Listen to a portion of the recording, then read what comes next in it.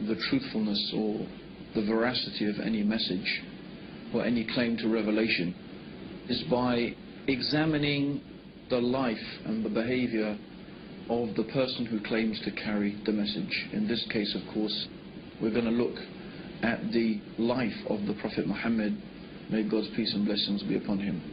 And we are going to look at the life of the Prophet Muhammad in an analytical sense, in a rational way. We want to ask ourselves or pose three simple questions, or three variant possibilities. The first possibility is that the Prophet Muhammad, or that any person in fact who claims to be a prophet, who claims to be receiving revelation from God, we can apply these possibilities to that individual.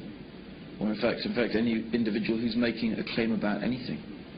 The first possibility is that that individual is a liar. That individual knows that they are not receiving revelation from God, and they purposefully go out to deceive people concerning this issue. Now obviously such a character, such a personality would display various characteristics, and that there are certain things that would necessitate the effectiveness of such a deception. We'll examine those issues just in a minute.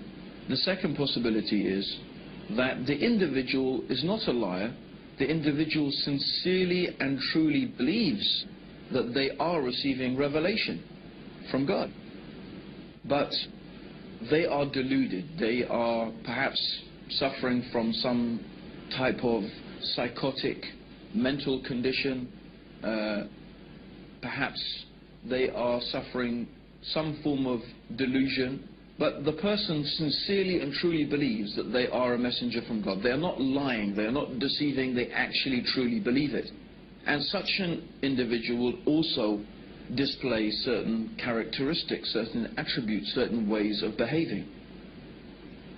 And the third possibility is, of course, that that individual is telling the truth. That individual actually is indeed receiving revelation from God. What we want to do is apply this analytical approach to the Prophet Muhammad. And we don't have time to examine in depth and in detail the whole life and the character of the Prophet Muhammad. So what we want to do today, very briefly, is begin by discussing what the opponents of Islam have said in their arguments about the Prophet Muhammad. Now, being opponents of Islam, of course, they are not prepared to accept the third alternative, that Muhammad, may God's peace and blessings be upon him, was a prophet. So they have to find some other explanation. They have to come to some other conclusion as to why Islam is the way it is. How did the information in the Quran come to be the way it is? How do we explain the behavior and the life and the teachings of Prophet Muhammad and the whole of Islam? Since they can't accept that he is a prophet of God, they must find an alternative explanation. Now, one of the oldest polemicists against Islam was a man called John of Damascus. John of Damascus was a monk who wrote some of the first actual written attacks against the Prophet Muhammad. Of course, in the life of Prophet Muhammad, he suffered many attacks and many insults and many abuses by the Quraysh. But this was the first constructed attack against the Prophet Muhammad, and even these writings exist today. And John of Damascus posited the argument that Muhammad had invented Islam. He was a liar. The whole thing was contrived, the whole thing was invented. And in order to explain the information in the Quran, John of Damascus said that the Prophet Muhammad learnt it from a Nestorian priest. A Nestorian priest, the Nestorians are a sect of Christianity. And he claimed that all of this information was learnt from a Nestorian priest, and others have proposed the same type of idea, that he had someone from whom he was gathering all of this information, maybe some priest, maybe some rabbis, but anyway, this information must have come from some human source, someone who was well versed, someone who was knowledgeable in religious affairs, in legal affairs, and so on and so forth, who was feeding Muhammad this information, and that Muhammad invented this whole religion for his own personal gain.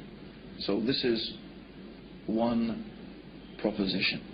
Now, some modern writers have taken that same approach, but they have tried to give the cloud, as we could say, a silver lining. They said, yes, Muhammad invented Islam, but his intentions were good. He invented it because he found his people in such a bad condition that he wanted to improve their condition, and he decided that monotheism and removing them from idolatry was the best path to their reformation. But it still leaves the question, from where did Muhammad get this information from that we find contained in the Quran and in the teachings of the Prophet Muhammad? It still leaves us with the position that he must have lied, he must have invented it, he must have got that information from somewhere. So this is one particular group of writers have gone down this line. And they obviously will not accept that the Prophet Muhammad is a messenger from God. The other group has taken a different approach. They examined the life of Prophet Muhammad, and they said that, well, everything we can see about this man, from his character, from his personality, from the way that he behaved, from his personal characteristics that he displayed to his wives, to his companions, and so on and so forth, shows that this man genuinely believed that he was a messenger of God, because he did not behave in the manner and with the characteristics of a liar. In fact, as we have previously mentioned, he was known amongst his people for his truthfulness, his trustworthiness, and his honesty. One of the nicknames that the pagan Arabs had given to Prophet Muhammad before he claimed prophethood was Al-Amin, and Al-Amin means in Arabic the truthful and the trustworthy. He was well known amongst them for his honesty, his truthfulness in his dealings, and his sincerity. And these characteristics the Prophet Muhammad continued to display throughout all of his life. And so they said, well, the Prophet Muhammad manifested this apparent and obvious sincerity and truthfulness. We don't find duplicity in his character. We don't find deceitfulness in his character. So they said, no, we cannot accept that the Prophet Muhammad was a liar. Therefore, we believe that he was deluded. He was suffering from some psychotic condition, some form of epilepsy, some neurosis that made him believe that he was a prophet, but he was a very sincere individual, although concerning the issue of being a prophet of God, of course, we don't accept that. This is what they claim. Therefore, they explain the life of Prophet Muhammad, and they explain him by saying that he was suffering some type of delusion. Now, what is interesting is when we bring both of these two ways of describing or explanation for the life of Prophet Muhammad together, when we bring them together, we are left with a problem. And the problem is this, is these two different ways of examining the life of Prophet Muhammad actually contradict each other.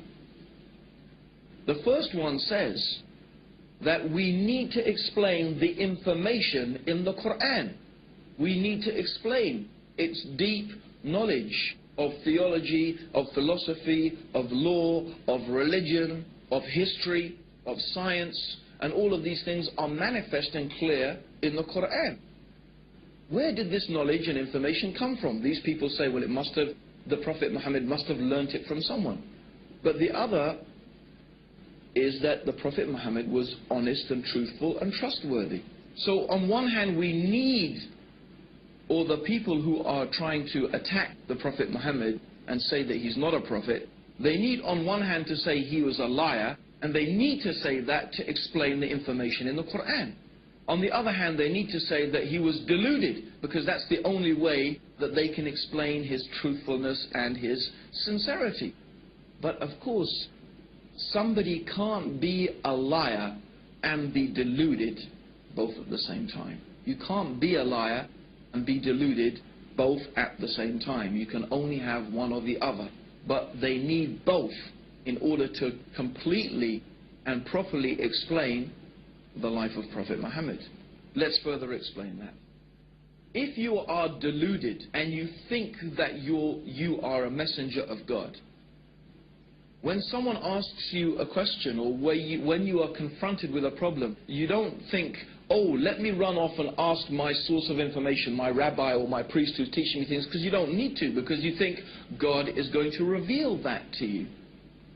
So a deluded person does not go off seeking information from someone or somewhere because that person believes that God is going to reveal that information to them. This is how a person who is deluded into thinking they are receiving revelation behaves. So we see the impossibility of having both things at the same time.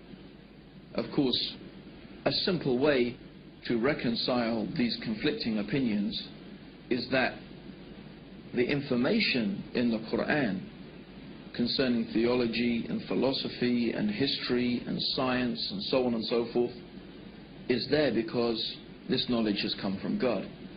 And the sincerity and the truthfulness of the Prophet Muhammad is there because he was exactly what he claimed to be, a messenger of God. And in fact, this is the sincere and honest way to reconcile these two things, to come to the rational conclusion that the Prophet Muhammad must be what he claimed to be, a messenger of God. Now, I just want to use 3 incidents from the life of the Prophet Muhammad. There are so many that we could use and so many things that we could illustrate our examples with from the life of Prophet Muhammad. In fact, I do encourage everybody to get hold of a good, authentic life history of the Prophet Muhammad written by a Muslim and read it for yourself. And I am sure that if you are sincere and you are honest to yourself, that you'll be convinced that this man is a messenger of God. But I want to take only a few examples. The first example I want to take is in the early days of Islam, when the Prophet Muhammad had begun preaching his message, and the pagan Arabs, the leaders of pagan Arabian society, began to realize that the message of Islam was not going to go away. In fact, more and more people were becoming Muslim. And many of them were slaves and women, the most downtrodden and exploited people in society. And they began to see that Islam had the potential to upset their whole social structure and their status quo and their control over society. So they came with a proposition to the Prophet Muhammad. This is the leaders of the pagan Arabs. They said, look, if you want to be our king, if what you desire by calling people to this religion is to be our king, we will make you our king. If what you desire is money, then we will make you the richest man amongst us. If you desire women, name whatever women that you wish, and we will take the most beautiful women of Quraysh and marry them to you. And if you are suffering from some illness or from some disease that you say this spirit comes and talks to you, we will spend any amount of money and do whatever we can until you are cured from this illness. So if we really think about this offer that was made by the pagan Arabs to Prophet Muhammad, every possible worldly motivation is there. Do you want to be the king? In other words, if the Prophet Muhammad is seeking to be a ruler and to be king, they'll say, we'll make you our king. You want to be rich? If that's your motivation, we'll give you money. You want women? We'll give you whatever women you like. You have some problem, you have some disease, we will spend whatever it takes until it is cured. What is there? What worldly offer is not contained in this offer? It's all there. If the Prophet Muhammad was motivated by any worldly needs or by any worldly desire, he could have accepted their offer and it would have been satisfied. So what was his reply? His reply to his uncle is famous.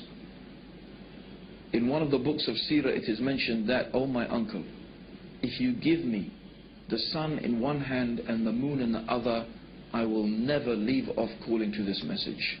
Or in another time he said to his uncle, that I cannot abandon calling to this religion and to this message any more than you could take a torch and light it from the sun. So clearly, the Prophet Muhammad was not motivated by worldly desires. And we have to again pose the question, is this the manner of a liar? Is this the manner of a deluded person? Then another amazing incident that we want to narrate is when the Prophet Muhammad first publicly called people to Islam. A truly remarkable thing happened. He stood on the top of a mount, of a particular hill in Mecca called Mount Safa. And traditionally, this was a place where if Mecca was being attacked, someone would go and stand on the top of this hill and shout a warning to the people that the city was being attacked. So the Prophet Muhammad went to the top of this mountain and started shouting and calling the people. So the people came, and all of the tribes, everybody came, and if the leader of the tribe did not come, they sent a representative. And so when the people were gathered in front of him, the Prophet Muhammad started calling the various tribes of Mecca by name. Oh, tribe of such and such, oh, tribe of this and that, calling the different tribes. And then he said, I have come to warn you of a terrible punishment from your Lord. I have come to warn you of a terrible punishment from your Lord. When one of the uncles of Prophet Muhammad heard this, his name was Abu Lahab, he started insulting the Prophet. He started cursing the Prophet Muhammad. May your face be rubbed in the dust. Is this what you wasted our time for, Muhammad? For this? You wasted our time for this? We could have been earning money in the marketplace and you wasted our time for this? And this is when some verses of the Quran were revealed. These verses of the Quran are very well there. It's one of the short chapters at the end of the Quran. Tabat yada abi lahabin wa tab. But very briefly, that's not the whole chapter, but what the meaning of this chapter is that this small verse of the Quran is saying that you, Abu Lahab, and your wife, you are going to be in the hellfire because of your persistent disbelief. Now, Abu Lahab was a character that whatever the Prophet Muhammad said, this man would contradict it. In fact, when the Prophet Muhammad used to go and try and teach the people and talk to them about Islam, Abu Lahab would follow behind him, and then he would warn the people and say, this man is a liar, this man is trying to misguide you, don't listen to him, will you abandon the religion of your ancestors, and so on and so forth. So every time the Prophet was trying to call the people to the beauty of the worship of the one God, to this true religion, this man would contradict him. When all this man, Abu Lahab, ever needed to do to almost demolish Islam was to testify that there is only one God, Allah, and that Muhammad was the messenger. And then he could say, well, I'm a Muslim now, but what are you going to do with this verse of Quran that says that I'm going to be in the hellfire and that I will die a disbeliever? But for 10 years, these verses of the Quran and this Abu Lahab existed side by side. But he could never take this testimony of faith. Would a liar behave like that? Would someone who is inventing something begin with such a dangerous challenge? People who are lying and people who are deceivers, they're usually very careful and manipulative in the way in which they deal with things. But these verses of the Quran show the complete honesty and the complete sincerity and the forthrightness of this message of Islam. Believe in Allah and His Messenger, or you will face a terrible punishment from Allah. And when this man Abu Lahab protests and he starts insulting, then these verses come from God to the Prophet Muhammad. You are going to suffer eternally for your disbelief. This is not a very, if you were a conniving person, lying and deceiving, I don't think this is the way that you would think of starting your message, because then the man would say, but actually I was really thinking about becoming Muslim and I wanted to embrace Islam. And you would look really a fool. So we see that, and this is what we mean, is that when you're looking at the life and the teachings of the Prophet Muhammad, you do not find the characteristics of a deceiver and of a liar. Yet when we go and we examine the Quran, we find all this knowledge, all this information, that even some of these things scientists have only begun to discover today. It's truly remarkable. Now there's one final incident I want to mention that is really, again, a very strong and very clear illustration that the Prophet Muhammad must have been a messenger from God. And this is some later time in Medina. The Prophet Muhammad had a son. The son, his name was Ibrahim, and the Prophet Muhammad, of course, may God's peace and blessings be upon him, you know, he longed for a son, and he had this beautiful son. His name was Ibrahim. But when Ibrahim was 6 months old, just 6 months old, this baby died actually in the arms of the Prophet Muhammad. Now, on the very same day which the son, the child of the Prophet Muhammad had died, there was an eclipse of the sun. So imagine that. The Prophet Muhammad's son dies, and the very same day there is an eclipse of the sun. And I'm sure there's many people, even right now, who would say, that's it for me. If there was an eclipse of the sun on the same day that his son died, he must be a prophet of God. You would think of it that it's a type of proof. And in fact, in those days, when people were very superstitious, they started running out of the buildings. They had heard that the Prophet Muhammad's son had died, and now they were seeing an eclipse of the sun, and they started coming out of their houses saying, look, even the sun darkens for the death of the child of Prophet Muhammad. So this is what the people were saying. Now imagine, if you had been spending so many years lying to people, trying to fool them about this thing, you would say, you see, I told you, the thing I've been telling you all along, you see, it's a proof from God. And if you were deluded, you would be thinking, yes, this is a sign from God to show that I'm a messenger. But what did Prophet Muhammad do? He called the people and he said to them, and when he called them, he assembled them in front of them, he said, this is just the sun and the moon. And they are from the natural ayat of God, the natural processes that God has made. And the sun and moon does not eclipse or rise or set for the death or the birth of any man. So when you see this, pray to your Lord. Is this the words of a deluded person? Are these the words of a liar? No. These are the words of a man who was exactly and truly what he claimed to be, the last and final messenger of God, who has brought the guidance for the peace and the benefits of all humanity until the day of judgment.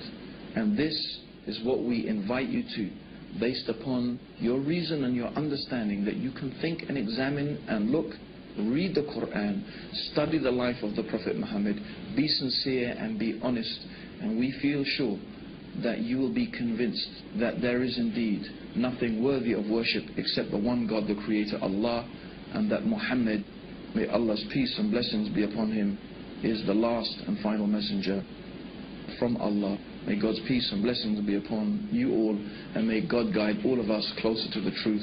Assalamu alaikum wa rahmatullahi wa barakatuh.